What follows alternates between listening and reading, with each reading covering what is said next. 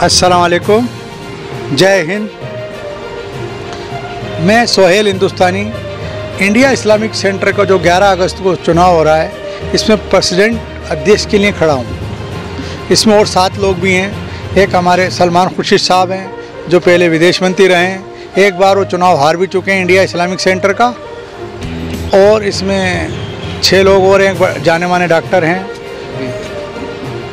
मजीद भाई, और एक हैं अबरार साहब जो IRS अधिकारी थे। एक अमानतुल्लाह साहब हैं, वो IS थे, सीनियर रिटायर्ड सेक्रेटरी भारत सरकार। ऐसे 3 और बिजनेसमैन लड़ रहे हैं, और भी लोग लड़ रहे हैं इसमें। हबीबी साहब हैं, और एक उसमें वसीम साहब हैं। ये सब लोग चुनाव लड़ रहे हैं। ये चुनाव हर 5 साल में होता है, लेकिन इस बार 6 साल में हो रहा है लगभग। इस्लामिक सेंटर लोधी रोड पे दिल्ली में एक जगह है, बहुत प्यारी जगह है, लोधी गार्डन के जस्ट बराबर में है। इसको 1980 के आसपास इंदिरा जी ने ज़मीन अलाट करी थी मुसलमानों के, यह एक इस्लामिक कल्चर सेंटर बनाने के लिए। नाम इसका इस्लामिक सेंटर है। ये हिंदू मुसलमान सारे धर्मों का जो हमारे देश में रहते हैं, उनका सबका भी एक मिलन स्तर है कि उनके अंदर मिले आपस में, लोग बैठे गुफ्तगू करें, जो अच्छे विचार आए उसको आगे बढ़ाएं, देश को कैसे आगे बढ़े, समाज कैसे आगे बढ़े। लेकिन इसकी रफ्तार इसकी बनने की रफ्तार धीरे रही। अटल जी की जब सरकार आई 96 में, उसके बाद इसने गति पकड़ी 13 दिन। फिर जब 98 में 99, उस टाइम इसका फिनिशिंग का काम हुआ। सिराजुद्दीन कुरैशी साहब इसके अध्यक्ष रहे। लोगों ने चुना समाज के अंदर। इन्होंने उसके लिए 50 लाख रुपए दिए अपनी जेब से, और 5 करोड़ रुपए का लोन बॉम्बे मर्केंटाइल बैंक से इसका लोन पास कराया। और ये स्ट्रक्चर बन के लोगों की नज़र में आया। चुनाव जब होते थे इस्लामिक सेंटर के, पहले लोकसभा चुनाव से पहले दिसंबर जनवरी में हो जाते थे। ये पहली बार कोर्ट कचहरी में जाने के बाद लोकसभा इलेक्शन के बाद हो रहे हैं। 10 साल बाद कांग्रेस की हुकूमत रही। सलमान खुर्शीद जितने बड़े नेता हैं, उन्होंने कुछ नहीं किया। वो चुनाव भी लड़े सेंटर से, उसके बाद वो मंत्री बन गए, विदेश मंत्री और समाज कल्याण मंत्री और अल्पसंख्यक मंत्री। कुछ भी इन्होंने सेंटर के लिए बिल्कुल देखा भी नहीं पलट के, और कुछ भी काम नहीं किया। सिराज साहब को 20 साल लोगों ने मौका दिया एज ए बिजनेसमैन, कौम के रहनुमा होने के नाते, वो भी कुछ नहीं कर पाए। लकीर के फकीर इस सेंटर को आगे बढ़ाना है।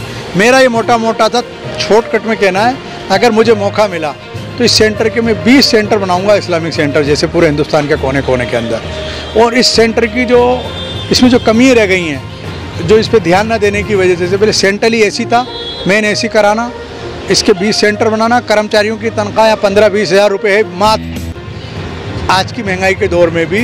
और इतने टाइम से इतने स्मार्ट कर्मचारी हैं, उनकी तनख्वाह डबल करूँगा। जो नमाज़ पढ़ाते हैं इमाम साहब, उसकी तनख्वाह 5 गुना। और नमाज सिर्फ 4 टाइम की होती है यहाँ पे, फजर की नमाज होती ही नहीं, जबकि फजर पहली नज़र, फजर का भी एहतराम होना चाहिए, मेरा कहना है। दूसरा, यहाँ सोलर या इतनी बिजली फूकती है, सोलर में दुनिया बहुत आगे जा चुकी है। आज ये देखो, आप ये पैनल, पहले हिंदुस्तान में पेट्रोल डीजल था, कोयला था, गैस थी, आजकल तो ये इलेक्ट्रॉनिक चीज़ें आ चुकी हैं। उसके हिसाब से ये सोच नहीं रहे, ना इनके पास टाइम है लोगों के पास। तो सोलर सिस्टम जो भी, जिससे बिजली बचे, इसका खर्चे कम हो।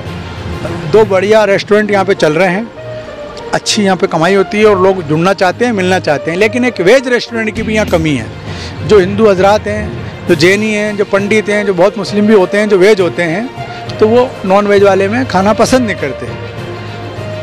उनके लिए खोला जाएगा एक ऐसा लॉन जिसमें ओनली सेंटर के लोग मेंबर ही बैठे, और सिक्योरिटी वहाँ कोई उनको डिस्टर्ब नहीं करे। साइलेंट जोन होता है हर क्लब में, हर कल्चर सेंटर में। यहाँ कुछ नहीं है, खाला का घर बना हुआ है, कौन आ रहा है कौन जा रहा है, सिक्योरिटी का सिस्टम भी यहाँ नहीं है। उसको भी टिकट सिक्योरिटी का सिस्टम भी कराना है, हाई फाई। ये मेरे मोटे 5 मुद्दे हैं, 6 हैं। ये गारंटी है सोहेल हिंदुस्तानी की, ये चीज़। और अगर मैं अकेला, यूँ लोग कह रहे हैं आप निर्दलीय लड़ रहे हो, पैनल क्यों नहीं बनाया? कोई ये लूटने थोड़ी जाने हम, कोई गैंग बना के जो 13 आदमी की 14 आदमी का पैनल बनाए। इसमें और क्वालिटी के लोग हैं, जो अच्छे लोग हैं, जो जीतेंगे, जो भी पैनल से आएँ।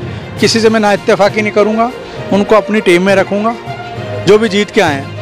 और जो हारेंगे, भाई जीतने के बाद हारता भी है, उसको अच्छी एडवाइजरी कमेटी में जो उनकी एक्सपर्टी हैं, कोई एजुकेशन का एक्सपर्ट है, कोई स्पोर्ट्स के एक्सपर्ट हैं, कोई सिक्योरिटी के हैं, कोई बड़े लेखक हैं, कुछ पत्रकार हैं, कोई बुद्धिजीवी हैं, कोई आलिम हैं, उनकी भी इसमें एडवाइस ली जाएगी।